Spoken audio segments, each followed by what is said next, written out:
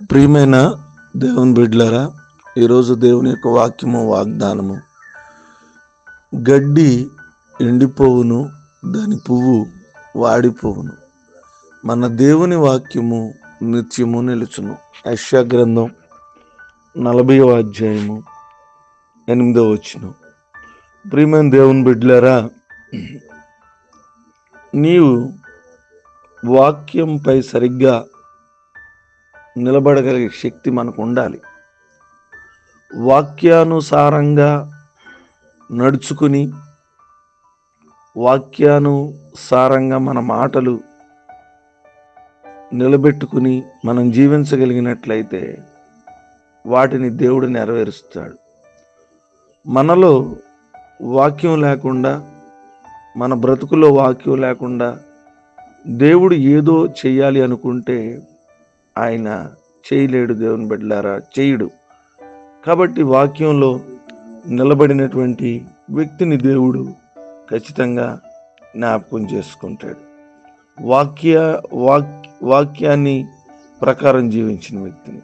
అందుకే అన్నాడు, గడ్డి ఎండిపోద్ది, దాని పువ్వు వాడిపోద్ది. అంటే లోకానుసారంగా వారి జీవితాలు సరిగ్గా లేకపోతే గడ్డి ఎలాంటిదో, ఎలా ఉందో, పువ్వు ఎలాగ ఉందో వాడి జీవితాలు అలాంటి జీవిత అనుభవాలు కలిగిన వారు వాడిపోతారు. కానీ దేవుని వాక్యానుసారంగా జీవించేవారు, దేవుని వాక్యానుసారంగా బ్రతికేవారు నిత్యము నిలుస్తారని దేవుని యొక్క వాక్యం సెలవిస్తుంది. కాబట్టి మనం దేవుని వాక్యానుసారంగా నిలిచి, దేవుని వాక్యానుసారంగా జీవించి నిలిచి దేవుని ఆశీర్వాదాలు పొందుకుందాం. కొద్ది మాటలు దేవుడు మన వెనుకల్లో ఫలించి ఆశీర్వదించును గాక. ఆమేన్. తల వంచుకుందాం, కళ్ళు మూసుకుందాం, ప్రార్థన చేసుకుందాం. ప్రేమ కలిగిన తండ్రి, మీ నామానికి వందనాలు.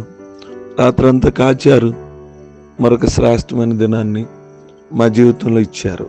అందుని బట్టి మీకు స్తోత్రాలు.